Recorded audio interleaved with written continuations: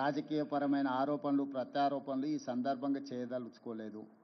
లక్ష్యం మాకు స్పష్టంగా ఉంది. ప్రజలకు మా పట్ల విశ్వాసం ఉన్నది. దేశంలోనే మా ప్రభుత్వం చేసి చూపించింది. ఇలాంటి విమర్శలు చేసే నాయకులను నేను ఒకటే ప్రశ్న అడుగుతున్నా. 11 సంవత్సరాల నుంచి నరేంద్ర మోడీ గారు ఈ దేశ ప్రధానమంత్రిగా ఉన్నాడు. 16-17 రాష్ట్రాలలో మీ ప్రభుత్వమే ఉన్నది. గుజరాత్లో 25 సంవత్సరాల నుంచి మీ ప్రభుత్వం ఉన్నది. మీరు అధికారంలో ఉన్న రాష్ట్రాలలో చేసి మీరు ఆదర్శంగా నిలబడి ఉంటే ఈరోజు తెలంగాణ మోడల్ని మీరు అనుకరించండి అని చెప్పే అవకాశమా మాకు రాకపోతుండే కదా.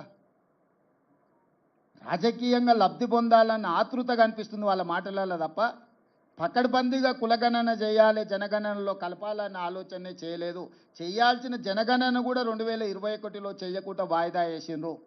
ఇవాళ అది కూడా చేయాల్సిందే అని చెప్పి మేము ఒత్తిడి తీసుకురావడంతో ఈరోజు వాళ్ళు ముందుకు వచ్చిండ్రు. ఏది ఏమైనా స్థానిక బీజేపీ నాయకులకు కొంత అసూయ, అసంతృప్తి, మోడీ గారు రేవంత్ రెడ్డి గారి విధానాలను అనుకరిస్తున్నాడు అని కక్కలేక మింగలేక దుఃఖంతో ఉన్నారు. ఇంకా వాళ్ళని ఎందుకు చారి ఇబ్బంది పెడతావు?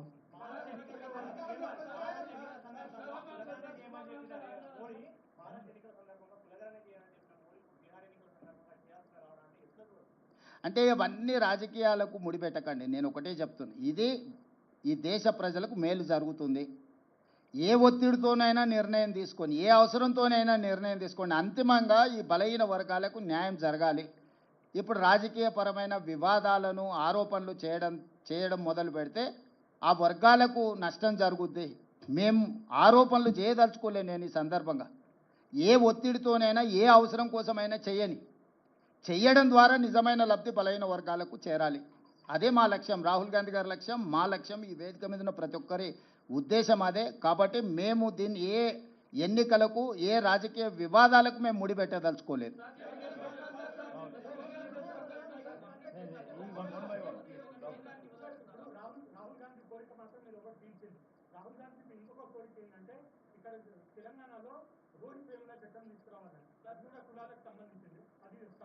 Good question Rahul.